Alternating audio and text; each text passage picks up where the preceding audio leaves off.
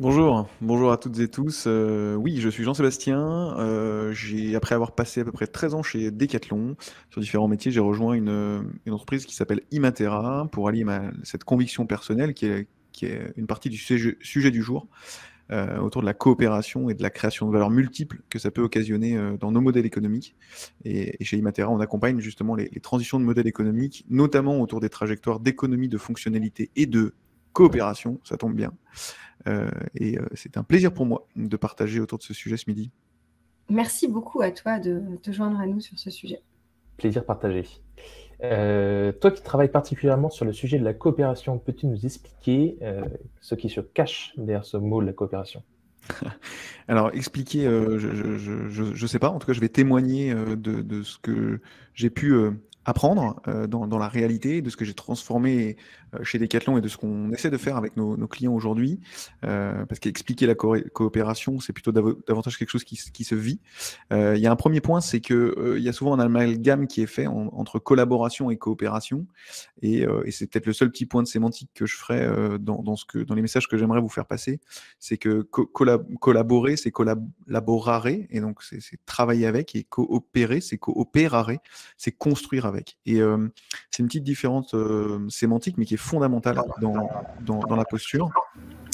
Puisque dans la coopération, on travaille tous ensemble, en fait, pour construire une œuvre commune. Et c'est le premier point, c'est que pour bien coopérer, il faut bien que tous les acteurs et toutes les parties prenantes soient bien d'accord sur ce qu'on veut construire ensemble. C'est-à-dire que si vous voulez construire une maison, faut être d'accord sur ce que vous voulez construire comme maison, en bois, en chêne, un immeuble, une cabane.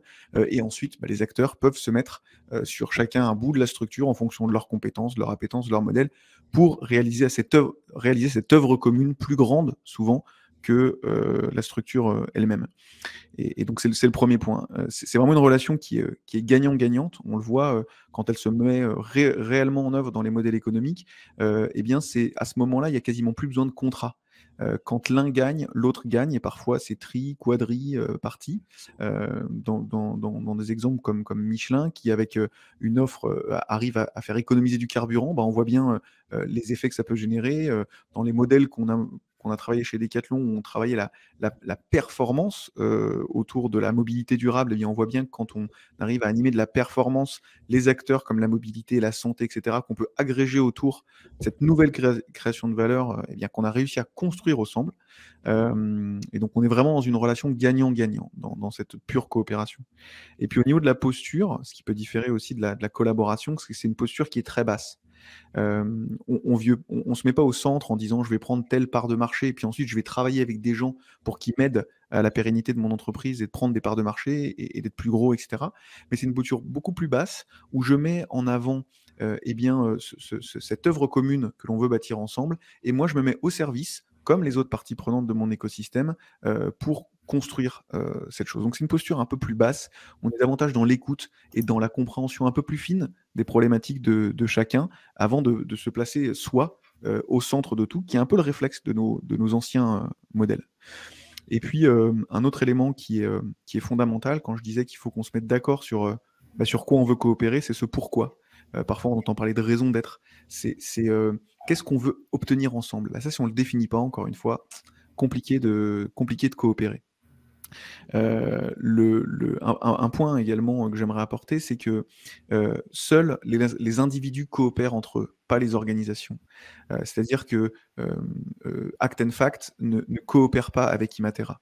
Il y a des individus dans Act and Fact, il y a des individus dans Imatera qui coopèrent ensemble. Et on le voit bien d'ailleurs dans certains projets de coopération. Eh bien, quand les individus changent, il faut retravailler, il faut retisser un lien ensemble. Parfois, il faut redéfinir un petit peu la vision de ce qu'on avait en termes d'œuvres communes. Et donc, on voit bien que la coopération, elle se fait entre humains. Et donc, c'est une invitation aussi pour vous qui essayez de travailler des écosystèmes plus coopératifs. Si jamais vous avez vraiment une partie prenante qui est importante, structurante pour votre développement, eh bien, la laissez pas tomber parce que vous n'avez peut-être pas eu le bon contact humain dans cette organisation. Peut-être continuer à creuser autour d'autres humains de cette organisation pour arriver à créer ces liens humains. Et pour finir, quand je faisais cette différence entre collaboration et coopération, c'est pour autant deux notions qui grandissent en fait ensemble, puisque une fois qu'on a décidé de coopérer, de construire quelque chose ensemble, eh bien, il faut bien apprendre à collaborer, à travailler ensemble tout au long du chemin. Donc, de toute façon, pas de coopération sans collaboration. Et pour vraiment terminer, puisque c'était le titre de cette, et c'est le titre de cette sans transition, le fait d'avoir une vision systémique, puisque c'est le cas dans beaucoup d'écosystèmes maintenant, on commence à prendre compte que les entreprises, elles ne sont pas seules à elles seules, elles sont dans un territoire, elles travaillent avec des partenaires, des fournisseurs, donc on commence à construire des écosystèmes, voilà, c'est un peu le mot à la mode, une vision un peu systémique des activités, et pour autant, avoir cette vision systémique, eh ben, potentiellement, ça ne veut pas du tout dire coopérer. Et donc, avoir cette vision systémique, c'est un prérequis indispensable, mais ensuite, il faut questionner qu'est-ce qu'on veut construire ensemble avec ces acteurs, et ensuite ajuster la posture pour justement bien y arriver et créer une autre valeur qui n'existait pas jusqu'alors. Et c'est ma grande passion en ce moment, c'est que justement grâce à la coopération, grâce à la mise en lumière de toute cette valeur cachée, on arrive à construire de nouveaux modèles économiques beaucoup plus soutenables que ce qu'on avait avant. Et je vous laisse avec une dernière référence avant nos deux super intervenants témoins. Je vous conseille un bouquin qui a été écrit par Gauthier Chapelle et Pablo Servigne, qui s'appelle L'entraide, l'autre loi de la jungle. Et il est passionnant parce qu'il rappelle à quel point, dans la nature et dans les écosystèmes naturels, l'entraide, la coopération est la loi qui prime avant la compétition et le déchirement entre espèces vivantes. Voilà ce que j'avais envie de vous dire en guise d'introduction. Merci beaucoup, Jean-Seb.